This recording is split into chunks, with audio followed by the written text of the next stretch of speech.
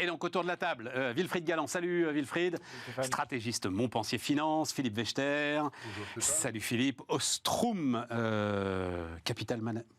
Asset Management. Et Flavien Neuvy, salut Flavien, économiste et directeur de l'Observatoire CTLM. Oui, le G7, et en prononçant cette phrase, car contrairement à d'autres, j'arrive à faire deux choses à la fois, je réfléchissais, il y a combien de temps que je n'avais pas été intéressé par les conclusions d'un G7 ? Ça fait peut-être un bon moment. Et là, Wilfried, alors en fait, j'en sais rien justement. J'ai envie de vos analyses, parce que je lisais quand même globalement. Moi, j'avais l'impression, c'est le titre que j'ai mis d'ailleurs, G7 contre la Chine. Je lis des analyses ce matin qui sont moins radicales, qui disent que la France a pesé. Je vous lirai une phrase d'Emmanuel Macron, le gars est quand même surréaliste. Oui, a atténué un peu les choses. Je reprends G7 contre la Chine, là. Quand on lit entre les lignes, enfin, c'est clairement, en tout cas pas contre la Chine, mais en tout cas, c'est clairement les dépendances chinoises qui sont en ligne de mire, oui, très clairement. Très clairement. Moi, ce qui m'a beaucoup frappé dans ce G7, justement, c'est que c'est l'intégration en pays périphériques au G7, des grands émergents. On a vu l'Inde, on a vu l'Indonésie, on a vu le Brésil, ce qui est quand même assez radicalement nouveau pour des problématiques qui sont des problématiques, on va dire, géoéconomiques. Ouais. Et en fait, ce qu'on voit véritablement, c'est la nécessité de repenser un espèce de monde, entre la Chine et les États-Unis. Moi, il y a une phrase qui m'a beaucoup... Alors, je crois qu'elle a été prononcée par personne, mais c'est l'histoire de l'OTAN économique. Oui, alors donc là, on repart, on redémarre dans les années 60-70, quoi. Alors simplement, c'est plus à coup de bombe nucléaire, mais c'est à coup de mesures de rétorsion économique. C'est l'intégration des problématiques économiques dans des problématiques stratégiques. Et en fait, ce dont on se rend compte, c'est que l'économie devient de plus en plus une arme, et que l'arme, quand on interprète ce qui peut se passer, par exemple autour du dossier de Taïwan, on voit très bien que la première étape probable, en tout cas désignée comme telle par la plupart des stratèges, c'est un blocus économique de Taïwan par la Chine. Donc l'utilisation d'armes purement économiques au sens dépendance économique pour atteindre un but stratégique. Et donc l'objectif désormais du G7, c'est de dire comment je réintègre ces problématiques-là alors que j'ai laissé se déployer des dépendances économiques, alimentaires, sanitaires. Oui, mais ça veut dire Wilfried, que le G7 redevient le camp occidental, pour pas dire américain, point à la ligne, et s'associe à son affrontement plus ou moins larvé face à la Chine. Ça veut dire que le G7 veut devenir un espèce de multipôle, en disant il y a un pôle militaire par l'OTAN, et puis il y a un pôle en fait économique, où j'essaie d'associer, avec un succès qu'on va qualifier de limité, mais où j'essaie d'associer les grands émergents pour dire je ne suis pas tout seul. Je ne suis pas tout seul à faire face à un bloc russo-chinois. Philippe ? Tu disais non, c'est-à-dire, enfin, je comprends Wilfried nous dit... Ce qu'ils disent, en fait, ils n'en pensent pas moins. C'est-à-dire que oui, c'est un camp occidental qui... Je pense qu'il y a deux choses. La première, c'est un message finalement plutôt sympathique avec la Chine, puisque dans le long communiqué, la Chine arrive au point 51, ce qui est loin dans le... Elle ne l'a pas pris comme ça, la Chine. Mais c'est loin dans le déroulé. Elle n'a pas réagi comme ça. Non. Vif mécontentement. Vif mécontentement, ce qui est élevé dans l'échelle des... Le deuxième point est que... Rien n'a été altéré, c'est-à-dire que toute la problématique sur les semi-conducteurs, la politique américaine vis-à-vis de la Chine sur les semi-conducteurs n'est en aucun cas modifiée. Non. Et c'est effectivement un renouveau d'une opposition Est-Ouest, alors qui n'a pas la nature... C'est Grand Est, on va dire. Voilà, Grand Est, Ouest, oui, absolument. Qui n'a pas la nature de celle de l'opposition qu'il y avait avec l'URSS dans les années 60, parce qu'il n'y avait pas d'échange économique avec l'URSS, mais on est sur quelque chose qui y ressemble. La seule différence, c'est qu'il y a effectivement des imbrications économiques beaucoup plus profondes. Quand on regarde l'Europe, quand on regarde les États-Unis, les importations en provenance de Chine sont absolument considérables. Et toute la difficulté est là. Il ne baisse pas. Et donc, toute la difficulté, c'est comment faire pour que la Chine ne soit pas plus compétitive sur un certain nombre de technologies. Donc, on leur supprime l'accès aux semi-conducteurs de dernière génération. Mais il ne faudrait surtout pas que la Chine prenne cette position un peu de monopole sur l'assemblage d'un certain nombre de produits dont on a besoin pour nous contraindre. Et c'est ça le... Et je te donne la parole, Flavien, dans un instant, mais ce que tu veux dire, Wilfried aussi, ce qui est très important, c'est que c'est un affrontement Est-Ouest. Le but de Washington, c'est de refuser, ou en tout cas d'essayer de repousser, cette fameuse notion de Sud global que les Chinois essayent d'imposer. Flavien, là-dessus ? Exactement. Oui, ils ont cette préoccupation parce qu'évidemment la Russie, parce qu'il faut aussi contextualiser avec la guerre en Ukraine, tout ça est éminemment lié, c'est-à-dire que le retour de la géopolitique dans les affaires économiques du monde est fracassant depuis le retour de la guerre en Europe. Et sur la guerre en Ukraine, c'est... Enfin bon, on en reparlera après, mais le voyage de Zelensky à la Ligue arabe nous ramène sur Terre quand même sur l'importance de cette guerre pour... on va dire 75 à 80% du monde qui nous entoure. Hein. Oui, c'est vrai, mais en même temps, la Russie voulait montrer aussi, elle cherche à montrer avec l'appui de la Chine que le monde n'est pas unipolaire, qu'il est multipolaire et que les pays des pays du Sud, pour le dire simplement, ne sont pas alignés sur les positions ni de l'OTAN ni du G7. Donc, dans ce monde multipolaire, c'est vrai qu'on a quand même le sentiment, en tout cas moi c'est le sentiment que j'ai à la suite de ce G7, c'est qu'on a quand même un retour assez fort de la volonté de moins dépendre des autres et en particulier de pays qu'on juge pas forcément très amis. Et que les mesures de rétorsion se succèdent aux mesures de rétorsion. Je ne sais pas si vous avez vu, mais la Chine a annoncé l'interdiction aux entreprises chinoises. Alors, on ne sait pas si les entreprises étrangères implantées en Chine seront concernées par cette interdiction, mais d'acheter des semi-conducteurs, l'entreprise Micron, qui fait quand même 10% de son chiffre d'affaires en Chine, c'est quand même pas tout à fait neutre. Et donc, on voit bien qu'on est dans cette situation de crispation générale. Et qu'au final, effectivement, la volonté des États-Unis, mais plus généralement, on va dire des pays européens également, c'est de ne pas se laisser enfermer dans cette vision du monde, les pays riches contre le reste du monde. Et on verra ce que ça donne. Ce qui est sûr, c'est que pour les économistes, mais je ne vais pas parler au nom de tous les économistes, mais en tout cas, l'aléa géopolitique est redevenu très présent. Et quand on fait des prévisions, quand on essaye de faire des prévisions, macro ou autres, ça devient très très compliqué. C'est encore plus compliqué aujourd'hui. J'ai le sentiment que c'est encore plus compliqué aujourd'hui parce que cet aléa politique, il est redevenu très très présent. Et il a des impacts. Et comme le disait tout à l'heure Philippe Bechter, c'est qu'aujourd'hui, comme on a un monde qui est très très mondialisé, parce qu'on a quand même eu 20 ans de libéralisation des échanges, on a un monde qui est très interconnecté. Aujourd'hui, le moindre grain de sel à un endroit de la Terre qui soit climatique, géopolitique, a des conséquences en chaîne qu'on a quelquefois du mal à évaluer en bout de chaîne. Mais le truc qui est amusant, c'est que quand on regarde par exemple, y compris sur la partie investissement, les investissements directs occidentaux en Chine continuent de progresser. C'est-à-dire que non seulement les échanges commerciaux progressent, mais les investissements directs continuent de progresser. Ce qui baisse et ce qui s'effondre, sont les investissements dans les deux bouts de la chaîne. C'est-à-dire les investissements en termes de venture capital, donc de private equity, ça effectivement c'est en train de s'effondrer, et les investissements sur les marchés financiers chinois directement par les investisseurs occidentaux. Mais est-ce que ça veut dire, ça, Wilfried, c'est que ceux qui ont une position en Chine veulent la garder, mais c'est normal, ça reste un marché d'1,3 milliard de personnes. Ça veut dire que ceux qui ont une position économique et industrielle de fabrication continuent à dire, de toute façon, la Chine a des avantages. De fabrication et de vente. Et de vente, c'est quand même un marché. Mais également de fabrication. C'est-à-dire que, contrairement à ce qu'on a pu raconter à droite à gauche, l'avantage compétitif en termes de coût de la Chine reste encore très important. Oui, c'est même au-delà, en fait. Voilà. Je l'ai beaucoup raconté ici, mais quand ça s'appelle, alors c'est les lettres du cœur de l'entreprise, mais ça s'appelle SNOP, c'est-à-dire, on va dire, l'ensemble de ceux qui s'occupent des fragilités du système de production. Voilà, je vais le dire comme ça. Donc dedans, il y a la logistique, évidemment. Et ils sont très très clairs sur le fait que c'est une chimère que de vouloir se passer de la Chine et que de recomposer des chaînes logistiques. Exactement. Chimère totale, absolue. L'un d'entre eux me prenait l'exemple d'un second, tu sais, cette fameuse idée pour essayer de mieux consommer l'eau, de récupérer les eaux usées pour irriguer les champs, etc. C'est effectivement très intéressant. Mais qui va construire un deuxième réseau d'acheminement de l'eau? C'est totalement impossible.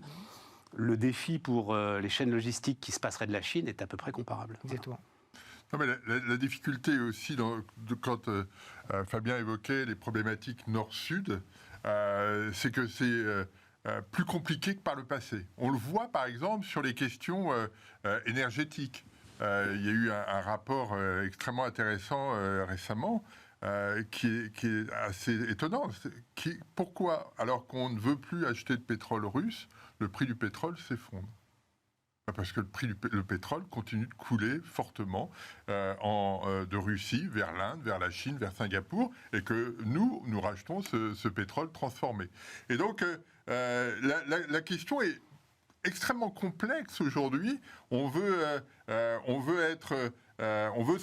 se reconstruire en Europe, aux États-Unis. On met en place partout des politiques industrielles pour être sûr de limiter le risque. Mais on voit bien que ça déborde de tous les sens. C'est-à-dire que et c'est la problématique qui me semble la plus préoccupante aujourd'hui, c'est que ça pourrait engendrer des crispations assez marquées, parce que on voit bien Crispation entre qui et qui? Entre les pays occidentaux et le Sud. Eh ben voilà. Oui, mais mais là, Et les Chinois jouent là-dessus, la politique du Sud global.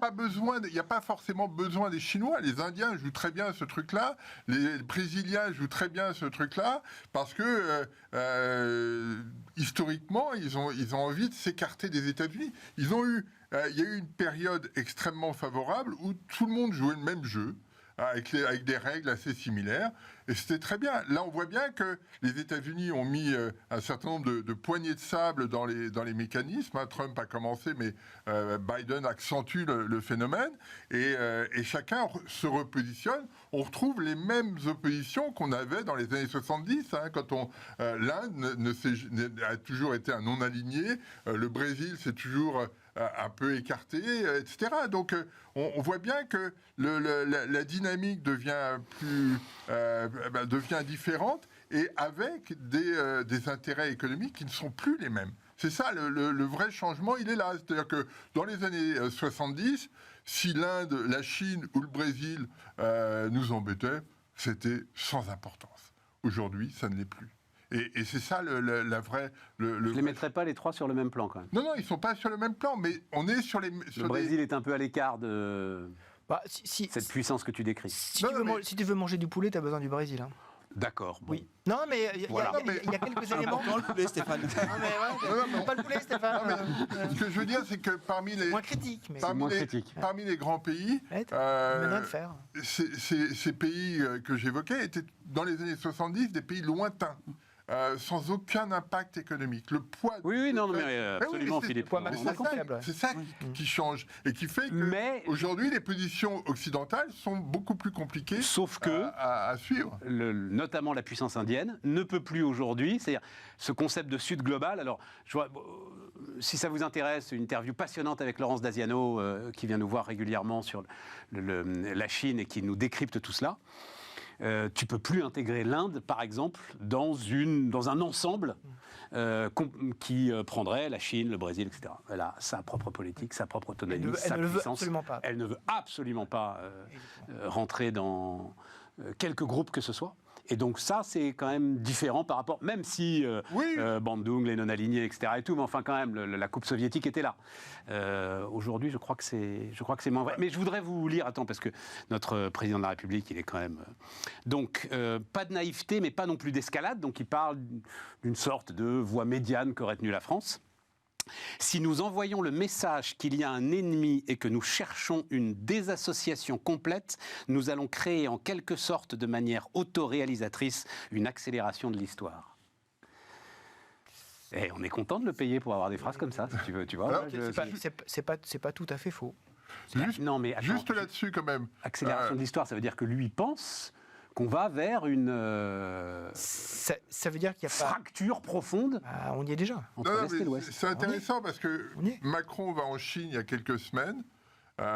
C'est normal, c'est très bien. Olaf Scholz va en Chine quelques semaines auparavant. Il fracture l'Occident. Donc, Ouais, mais on voulait qu'ils nous attendent. Oui. Ils voulaient y aller ensemble. Ils voulaient qu'on joue aux cartes dans l'avion. Exactement. Disons qu'entre la politique française et la politique allemande est quand même très très loin d'être claire quand même sur la Chine. C'est quand même. Mais la politique française n'est pas forcément plus claire. Je pense que d'un point de vue stratégique, on a toujours été à peu près clair sur le fait qu'on voulait se situer effectivement dans un espèce de point médian. Les Allemands ont toujours été très clairs sur le fait que leur but c'était de vendre de plus en plus de machines à la Chine, de plus en plus de. Ça c'est clair.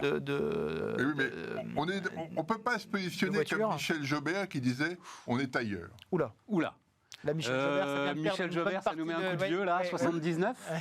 Non, il est sur le coup d'État de Valéza, donc 80. Ouais, Dernier ministre des Affaires étrangères de Giscard, c'est ça, Michel Jobert? Peut-être. Hein. Dans ces environs-là. Bien entendu, nous n'allons rien faire, donc oui, c'est ça, coup d'État de Non, mais Valéza.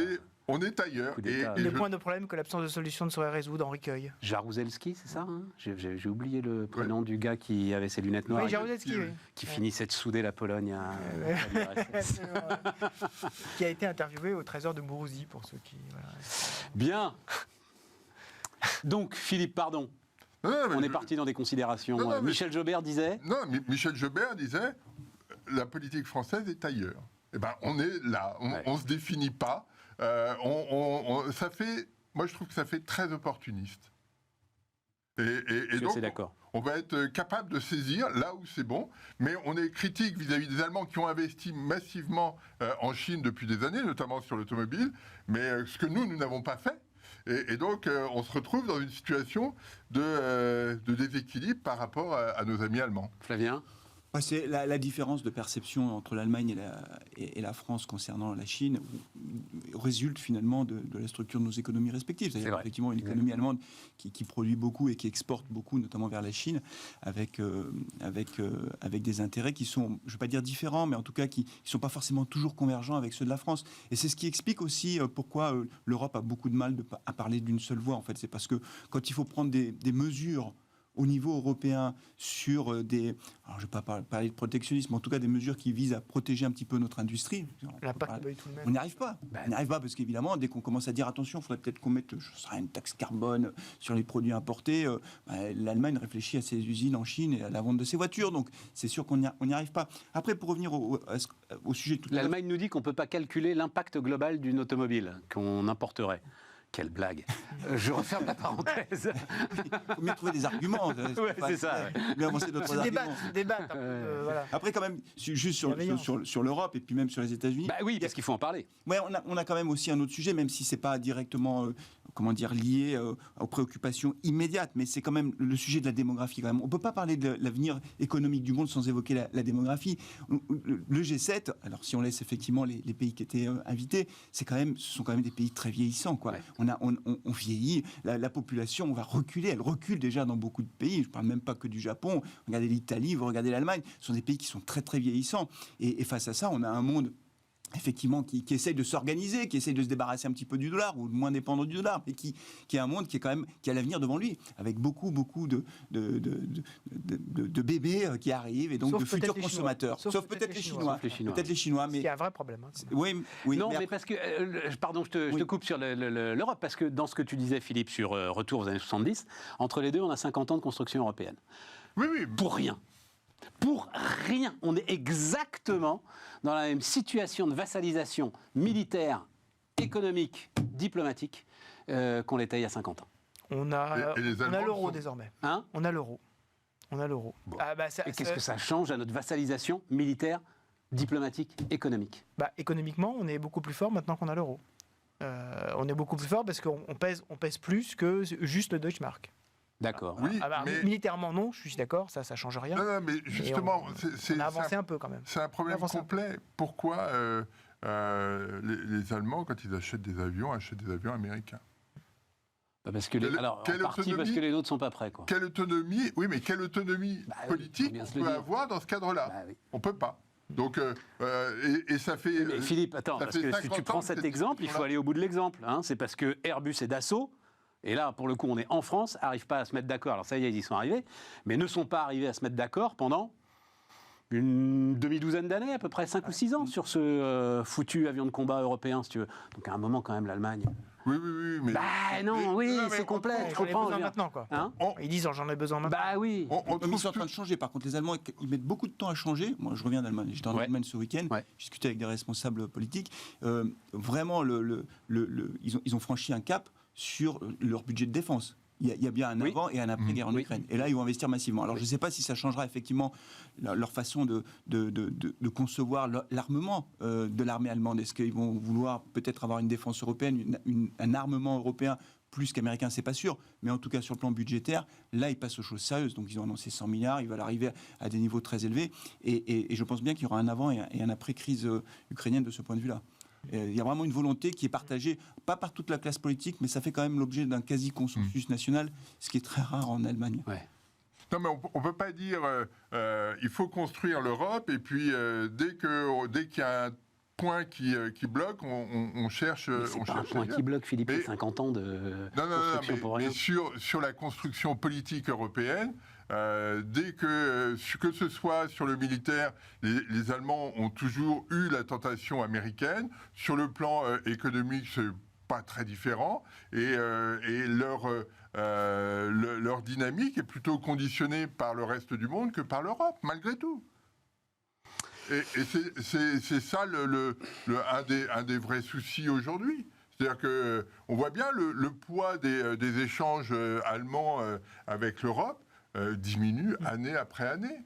Et les investissements, pareil. C'est-à-dire qu'on investit on est d'accord, ailleurs, on est d'accord. investit là où ça va pouvoir nous rapporter, alors que la dynamique européenne, si elle se construisait, donnerait une puissance à l'Europe qui serait bien supérieure. Un mot, parce que ça m'intéresse et il n'y a que à vous que je peux en parler.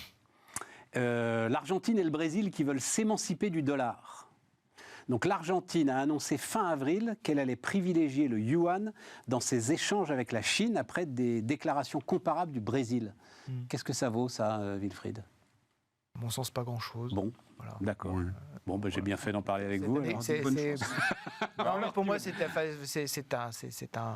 une déclaration de communication Politique je pense, intérieure. politique intérieure plus qu'autre chose. D'accord. Non, c'est intéressant parce que Lula a déclaré ça à Pékin en disant nous on veut dépendre du yuan. C'est une politique chinoise qui se met en place sur le sud. Je pense que c'est. D'accord. Pour toi, c'est pas anecdotique. Il n'y a pas de monnaie autre que le yuan qui pourrait éventuellement remplacer le dollar. Tout le monde se rallie au yuan. Le yuan est pas très important dans l'échelle mondiale, mais on voit bien que pour moi c'est une dynamique marketing très forte des Chinois vis-à-vis des pays émergents. Alors est-ce que ça peut se faire ? J'y crois pas beaucoup. Mais parce que toutes les transactions, malgré tout, sont encore en dollars, les réserves sont en dollars, etc. Donc, et puis il faut du temps. Hein. Je rappelle que le passage du sterling au dollar comme monnaie de référence, c'est 1918-1944. Ça prend du temps quand même. Et donc, Wilfried ? Personne n'a envie de dépendre du système judiciaire chinois en cas de problème. Hein. Donc, à partir du moment où l'état de droit reste encore un peu plus respecté aux États-Unis qu'en Chine. Alors oui, s'échanger quelques biens en yuan, pourquoi pas, mais aujourd'hui, on en est quand même très très loin d'avoir une compétition claire vis-à-vis du dollar. Très loin. Non, moi, effectivement, je crois que la monnaie du monde va rester le dollar pendant encore très très longtemps.